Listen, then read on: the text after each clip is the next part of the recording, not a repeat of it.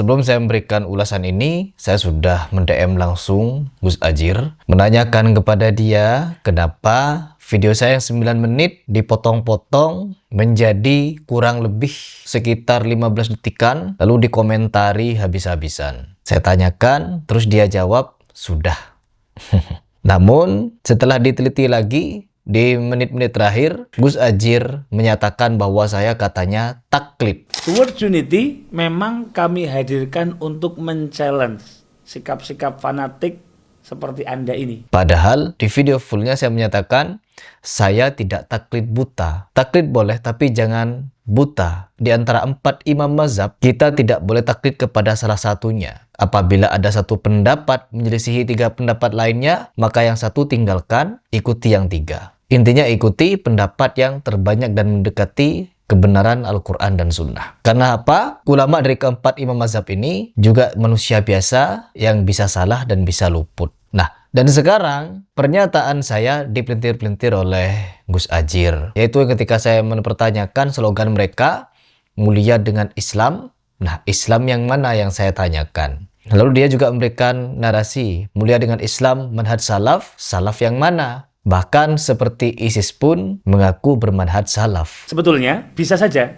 argumentasi itu kami jawab dengan mulia dengan manhaj salaf yang mana. Faktanya banyak sekali varian yang mengaku salaf. ISIS misalnya, mereka juga mengaku manhaj salaf. But the reality is, ISIS themselves explicitly say that they're the true followers of Ibn Abdul Wahhab. Nah, di situ Gus Adjir memberikan pernyataan bahwa manhaj salaf yang mana nih? Karena ISIS pun mengaku bermanhaj salaf katanya. Lalu memberikan cuplikan yang kalian lihat tadi dari narasi berbahasa Inggris bahwa ISIS katanya juga mengikuti fatwa dari Syekh Muhammad. Nah, sekarang kita tekankan teman-teman. Untuk membedakan antara Salafi dan manhaj salaf itu 2 hal yang berbeda. Salafi adalah orang-orang yang mengaku mengikuti manhaj salaf. Sedangkan manhaj salaf adalah metode beragama mengikuti salaf terdahulu. Membedakan antara Salafi dengan manhaj salaf itu juga harus adil sebenarnya. Jangan salahkan manhaj salafnya, tapi salahkan dengan salafinya, orang-orang yang mengaku-ngaku ini. Apalagi seperti ISIS, mengaku-ngaku mengikuti Syekh Muhammad. Perhatikan teman-teman, Syekh Muhammad memiliki pilar penting di dalam dakwahnya. Pilar yang pertama, Syekh Muhammad mendakwahkan tauhid. Jadi mana tauhid ini bergerak memberantas berbagai macam hal. Yang pertama dari syirik, takhayul, bid'ah, dan khurafat. Karena keempat pilar ini yang bisa merusak akidah, yaitu tauhid. Ini yang perlu digarisbawahi teman-teman. Karena apa? Di bab tauhid saja itu banyak yang memelintir-melintir. Dengan ajaran memberantas syirik, takhayul, bid'ah, dan khurafat, itu bisa mengarahkan orang kepada takfiri. Yang dimana takfiri bisa mengacu kepada intoleransi. Padahal Syekh Muhammad di dalam hal takfiri tidak boleh serampangan. Sebelum ditegakkan hujjah, maka tidak boleh orang sembarangan dikafirkan. Ini termaktub di dalam ajaran Syekh Muhammad. Tidak boleh serampangan mengkafirkan. Pelaku bid'ah tidak dikafirkan.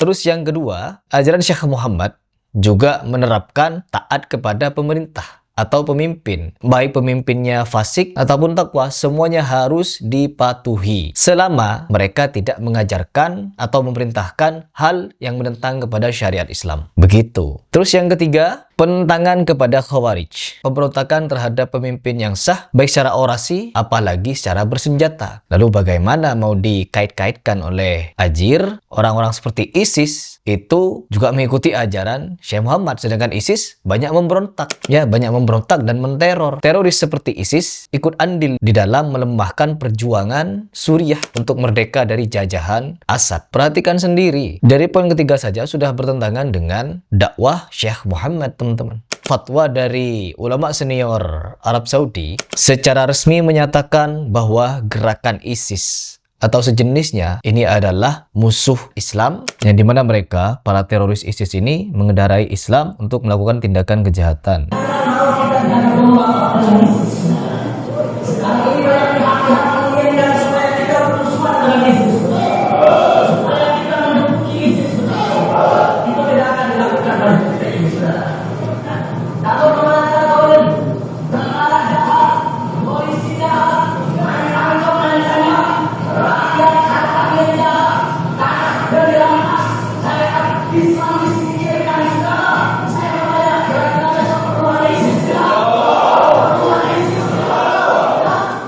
kembali lagi kepada apa yang disampaikan Ustaz Abdul Somad. Kalau kalian percaya pada Ustaz Abdul Somad, Yahudi itu jelas musuh Islam dari luar, tapi Syiah bertopeng Islam tapi dalamnya kafir. Mana yang lebih berbahaya, Yahudi kah atau Syiah?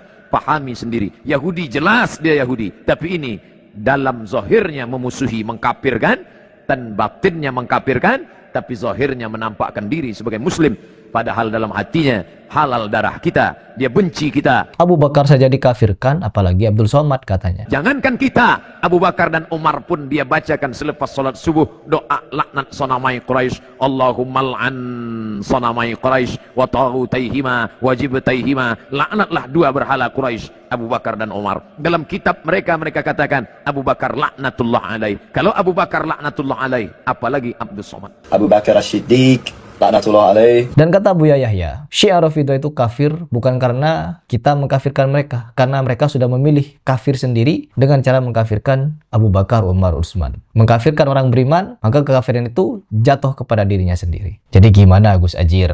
Masih mau memberikan slogan mulia dengan Islam. Nanti kalau ditanya Islam yang mana, bingung. Oh, Islam yang NU. Loh, NU sendiri pecah Gus Ajir. Ada yang katanya NU garis lurus, NU garis spiral, NU garis lingkaran. Ya, NU yang mana? Aswaja yang mana? Golongan Kiai Imad ngaku juga aswaja, Habaib ngaku aswaja. Ya, orang yang sudah tidak percaya sama habaib itu kafir hukumnya. Biar tahu kamu. Banser ngaku aswaja, FPI ngaku aswaja. Saking banyaknya ormas, bagaimana nih kita mau ikut yang mana? Oh, terserah sudah, ikut yang mana saja, yang penting Islam. Bukan begitu Gus Ajir. Kita memilih ajaran yang mendekati ajaran Nabi Sallallahu Alaihi Wasallam. Oh, kami ini paling mendekati. Antum merasa mendekati ajaran Islam. Golongan yang tidak sepakat dengan antum, yang dari aswaja juga, mengaku juga dekat kepada ajaran Islam. Jadi yang mana yang mau kita ikuti? Oh, yang baik. Sama, mereka juga ada yang mengajarkan kebaikan. Bahkan mereka sampai membongkar ratusan khurafat Habib. Dan saya pun juga membongkar khurafat mereka. Seperti ceritanya Mama Gufron, ceritanya Kiai siapa itu? Kiai yang minta duit-duit dari langit. Itu kan semuanya sontoloyo sebenarnya. Sama, kisah ngibul Habib juga banyak yang sontoloyo. Maaf, keluar lagi sontoloyonya. Yang tidak berkenan nih Gus Ajir. Karena apa? Kalau berbicara masalah Islam, jelas Islam akan pecah jadi 73. Mulia dengan Islam. Tetap akan ada pertanyaan, jangankan saya. Orang-orang luar sana akan bertanya, Islam yang mana Gus? Islam Muhammadiyah, NU, LDII, NII, Ahmadiyah, Syiah, atau Wahabi? Akan nanya nanti, akan tetap bertanya. Kita harus meneriakkan persatuan, tidak bisa Gus bersatu di atas ajaran yang batil. Abu Bakar As-Siddiq laknatullah alaih. Bersatu di atas ajaran yang syubhat, yang menyimpang, tidak bisa.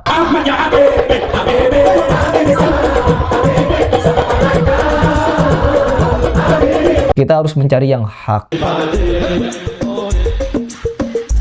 Kata Nabi SAW, sebaik-baik salaf adalah beliau. Jadi bagaimana kita mau menyatakan Islam? Karena aliran-aliran sesat pun mengaku Islam. Dukun bersorban Islam. Habib Islam. PWILS Islam. Banser Islam. FPI Islam. Seperti yang Anda katakan, ISIS Islam manhaj salaf, padahal manhaj salaf tidak mengajarkan seperti itu. Bahkan ada orang yang awalnya tidak bermanhaj salaf, ketika bertemu dengan ulama manhaj salaf, berdialog tuh. Akhirnya dia taubat dari ajaran takfirinya, ajaran terorismenya, ajaran radikalnya. Karena apa? Ya memang ajaran khawarij, terorisme, itu bukan bagian dari Islam. Ya semoga Gus Ajir paham sampai di sini, bahwa pertanyaan Islam yang mana, ini adalah pertanyaan mutlak. Karena memang Islam pecah jadi 73. Jangan tercerai-berai. Memang Gus Ajir berjanji, Semakin Anda tidak senang pada slogan mulia dengan Islam, maka semakin kami akan lantang menyuarakan ayat Al-Quran, wa'tasimu bihablillahi jami'aw wa la tafarraqu,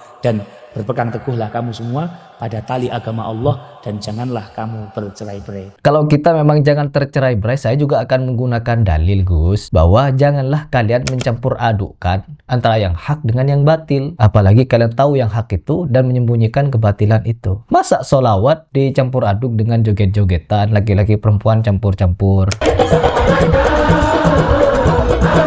Untuk sana sini meliput acara, tapi sayangnya yang disorting cuma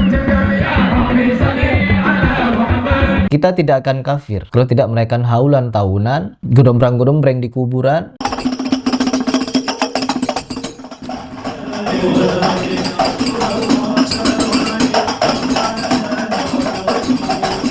Igdi-igdi hajatina di kuburan.